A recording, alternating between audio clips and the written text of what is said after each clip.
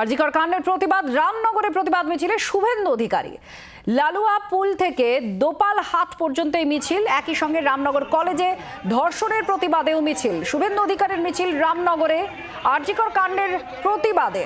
রামনগরে প্রতিবাদ মিছিলে শুভেন্দু অধিকারী। লালুয়া পুল থেকে দোপাল হাট পর্যন্ত মিছিল। একই সঙ্গে রামনগর কলেজে ধর্ষণের প্রতিবাদে মিছিল।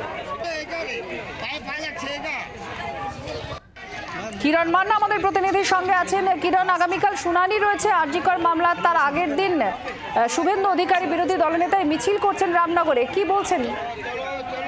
দেখো, শুভেন্দু অধিকারী যেটা বলছেন যে আরজিকরের যে নারকীয় ঘটনা তার প্রতিবাদ এবং আজ রামনগর কলেজে কার্যত অখিলগিরির নির্বাচনী ক্ষেত্র, সেই কলেজের ছাত্রীর উপরও নির্যাতন হয়েছে এমন প্রতিবাদে আজকে রামনগরের লালুয়াপুল থেকে বেপাল ঘাট পর্যন্ত 3 কিলোমিটার র্যালি চলছে।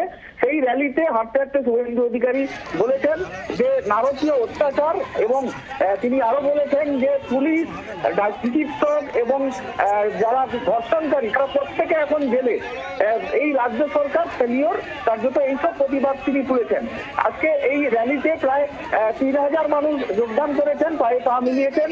এই রামনগরের প্রতিবাদ এবং আরজিকরের প্রতিবাদ নিয়ে কার্যত অখিলগিরি নির্বাচনী ক্ষেত্রে এই প্রতিবাদ অখিলগিরি নির্বাচনী ক্ষেত্রে বারে বারে বলছেন যে রামনগর কলেজেও এরকম ধর্ষণকারীদের অত্যাচার, হামলা এবং নারকীয় ঘটনা ঘটানো হয়েছে, যে কারণে তড়িঘড়ি এই ধরনের র্যালির আয়োজন করা হয়েছে।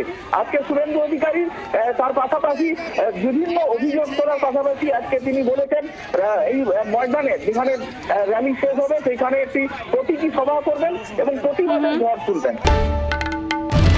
বাংলার আওয়াজ, বাঙালির আবেগ, জি 24 ঘন্টা।